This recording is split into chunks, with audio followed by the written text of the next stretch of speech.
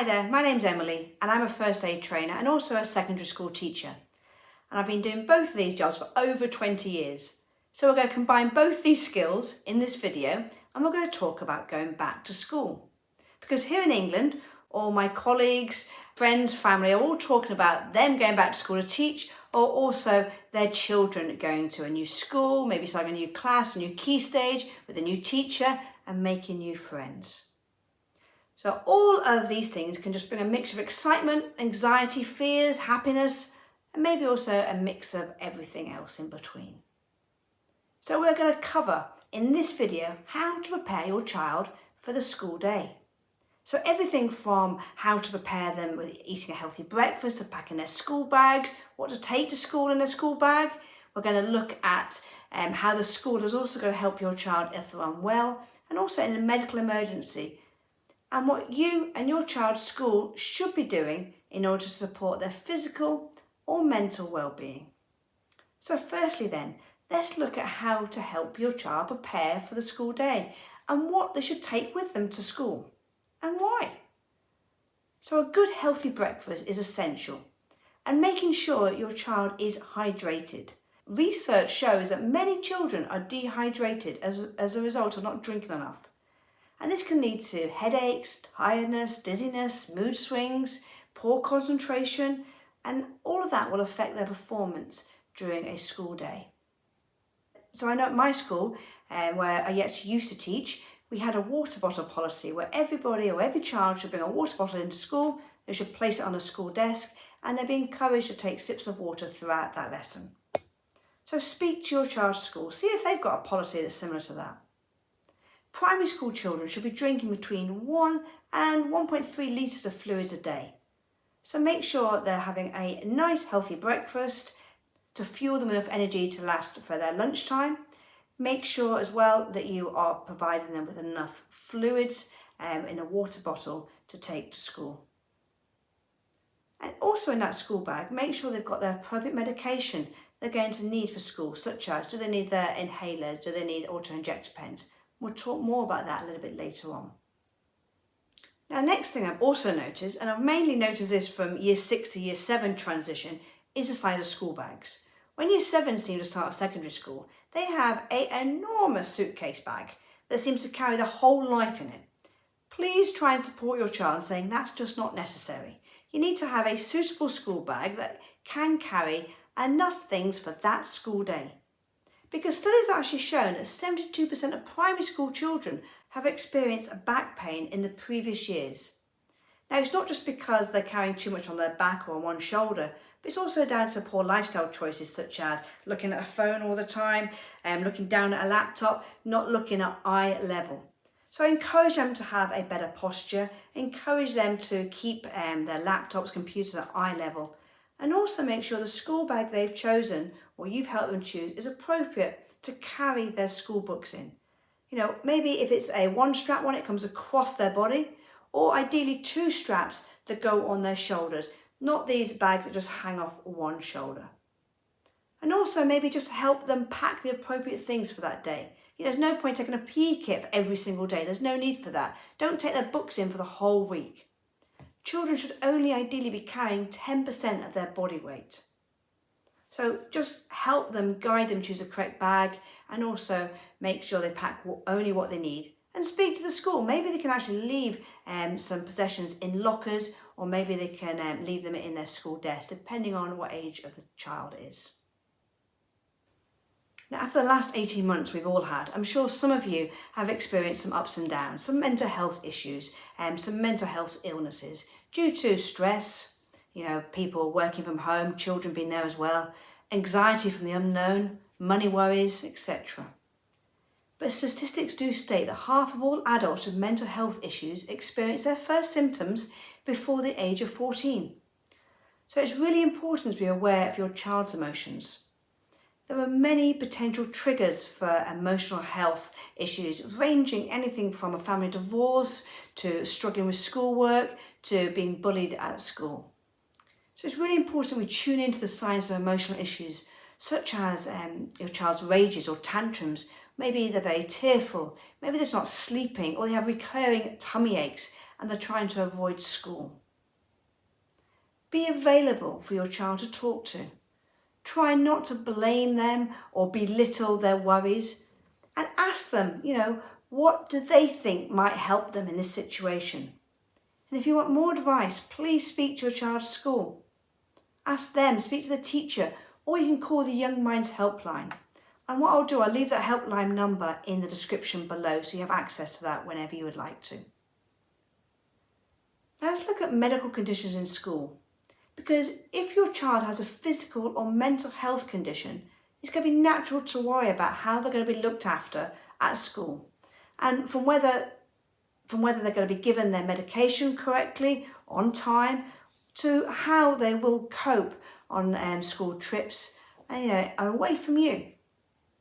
And in some cases, it might be the very first time this has happened.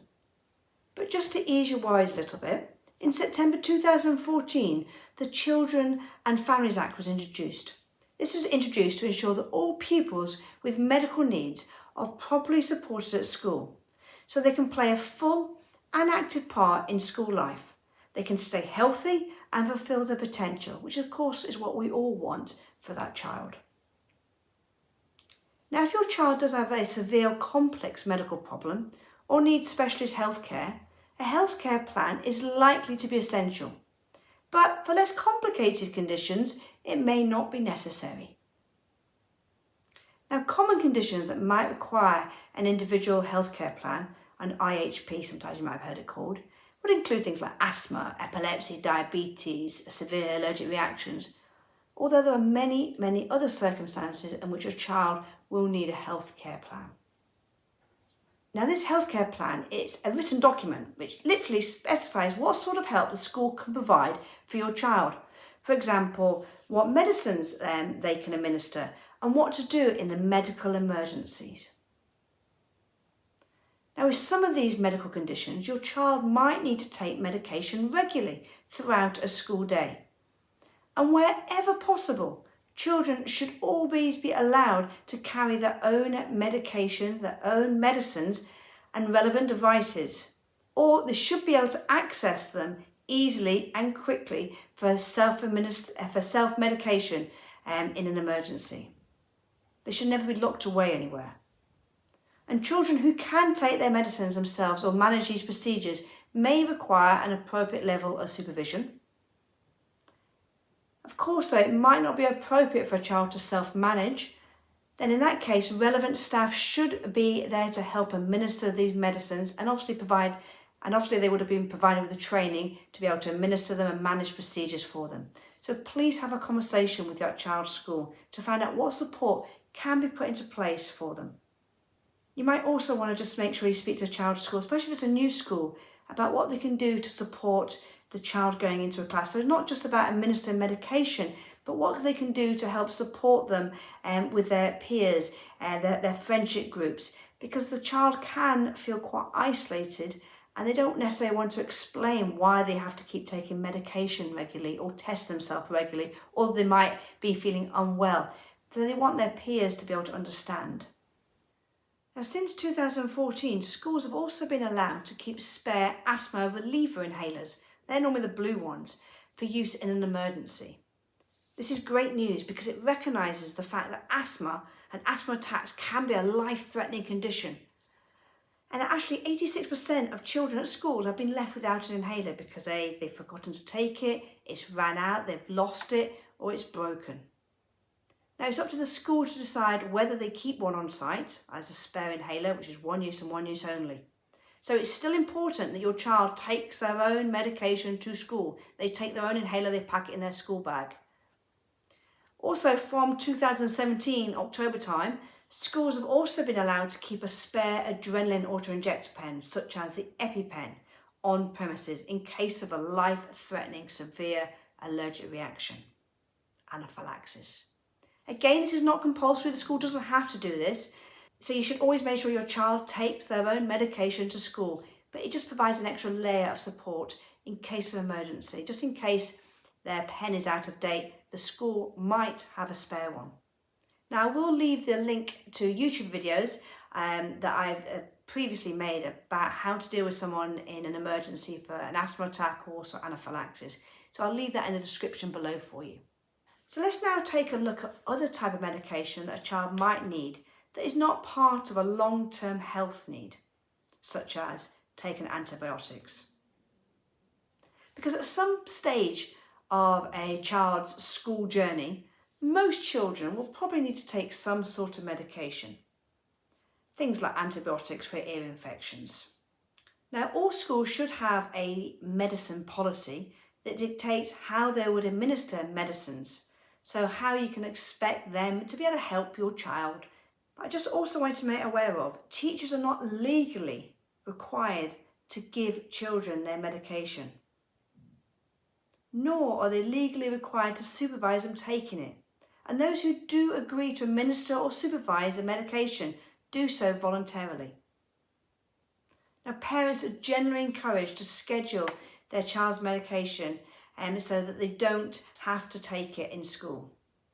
So, for example, if they've been told to take 3 doses of antibiotics a day, they could take it when they wake up in the morning, when they get picked up from school, and also before they go to bed at night. So they're avoiding taking it during a school day, during school hours, not school day, but during school hours. Now, if they do have to take it into school, then try and follow these rules. Only prescription medication should be brought into school. The medication must be brought into school in the original packaging. Unless, of course, it's things like insulin, which can be taken in their pen that they might need for diabetes. You must also provide written consent for your child to be given the medication at school. All medication should be in date, and the smallest possible amount should be taken in. Don't take the whole 7 days of antibiotics in, only take what they need to be taken in that day. Hope that makes sense. So to conclude then, please always encourage your child to pack their bag with water, bottle of water, and also with their emergency medication they're going to need, such as their inhaler, their auto-injector pen. Make sure the bag is suitable and it only has what they need in that school day. They don't have the whole week's worth of books in there. Try and have a conversation with your child's school about their medical needs, whether physical or mental. And it might be an ongoing conversation you have. And good luck. Hope you enjoy the new school year. Now, if you've enjoyed this video, please hit subscribe. I'm here to give you lots of useful tips about first aid. I love teaching first aid. I've also produced lots of e-learning courses for you as adults, but also I've got lots of free children's first aid courses where I teach them important life-saving skills. And I'll leave a link in the description below for you so you have access to them.